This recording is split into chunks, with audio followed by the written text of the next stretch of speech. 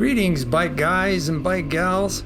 Hey, we got out early in the morning here on a nice ride. 100 degrees in the daytime, and I decided to get out early before it got too hot. But stick around, we'll show you some stuff.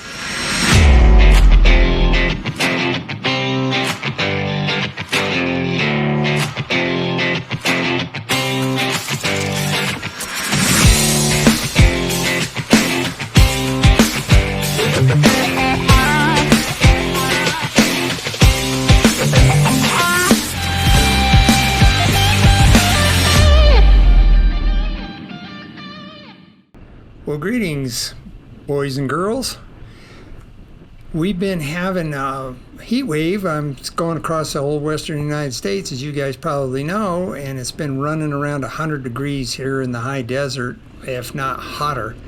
And I wanted to get out, so I got out early on a Sunday morning, and as you can see, the shadow is ahead of me, and a little later you'll see the shadows are all over the place.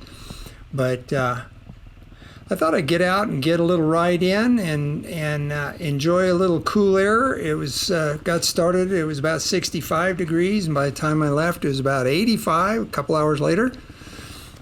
And but I got in a couple hour ride, and I just wanted to share another one of these vista views of the high desert. I think some of you guys really appreciate that.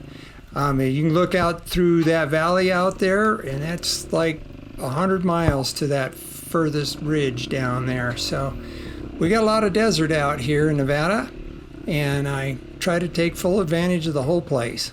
So here's kind of a neat deal. I came down this trail, and it was a dead end. And I was going to just mention there's a couple of rocks in the trail there. You might want to drive around those, unless you want to go straight up over the middle of them. But I'm riding today on my SWM RS 300, and I've set this bike up for desert riding. I got a steering dampener on there, which you can see, and that. But this bike is just a fun bike to ride. Now, in the last few videos, what I've been doing is riding the Riehu MR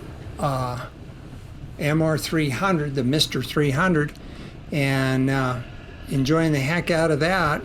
But I thought it might be a fun ride to get out here and just kind of do a little comparison between a 300 4-stroke and a 300 2-stroke.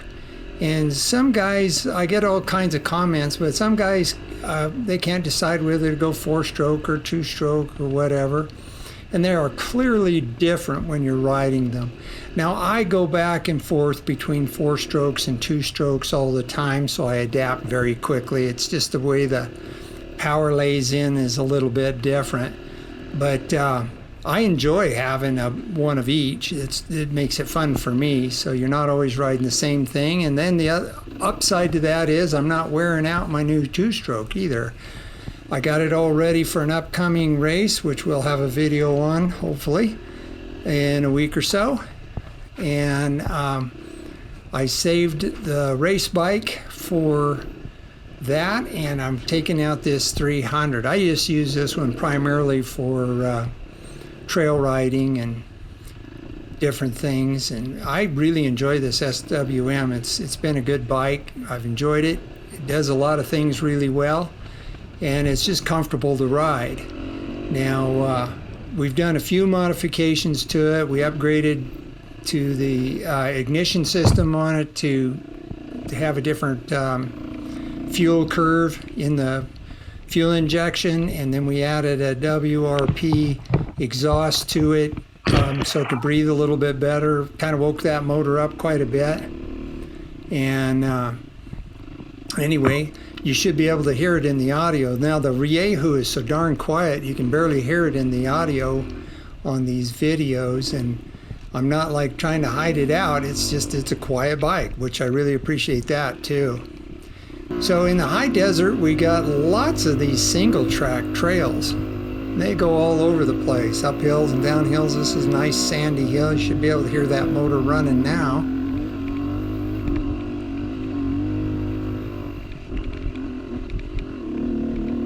As I make it up to the top of the hill, miss the first turn, so take the second turn. And I just wanted to compare the two motors a little bit. Now the 4-stroke, some guys aren't aware that a 4-stroke has a longer range of power than a 2-stroke. The 4-strokes like this one will rev to about 12,500, 13,000 RPMs, which is really high. I don't like to run my motor that high very often, maybe climbing a steep hill or something, but they've got a good mid-range power and that sort of thing too, so you don't have to just scream them all the time. And then on the comparison to the Riehu, it makes more torque in the middle power, so then you don't have to scream it either. And if you guys that watch my videos already know, I'm not abusive to the engine. I see some guys riding their bikes and they're just hard on their engines. They just screaming them all the time, hard on their clutches, they're hard on the suspension. In fact, that's something I would like to talk to you about, is when you're not screaming the engine, the suspension actually works better.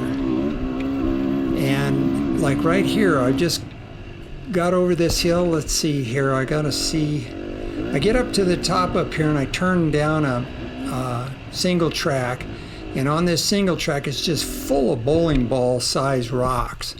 And but once you let off of that power and just let that bike roll down through these things, you'll see it here in just a minute, I think.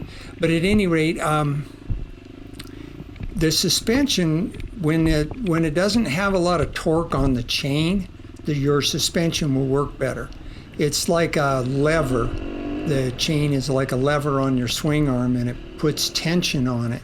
And so if you can just let that swing arm move freely, the swing arm will be able to track the ground better. You got better traction. You're not as hard on your tires. So I tell a lot of riders that come to my classes and stuff like that you don't have to scream the heck out of the bike to make it go. I like to let the bike work in the range it likes to work in. Some motors like a little more rev. Some motors, they just have a nice happy spot in them, and I like to run my bikes in that happy spot. And you can probably hear that as I go. I'm not working this thing real hard. Anyway, some more of that view out there. It's just a beautiful day. You can see the shadows are real long. It's still early in the morning. Enjoying the cool weather, and that's the bike I was riding right there. Talk to you soon.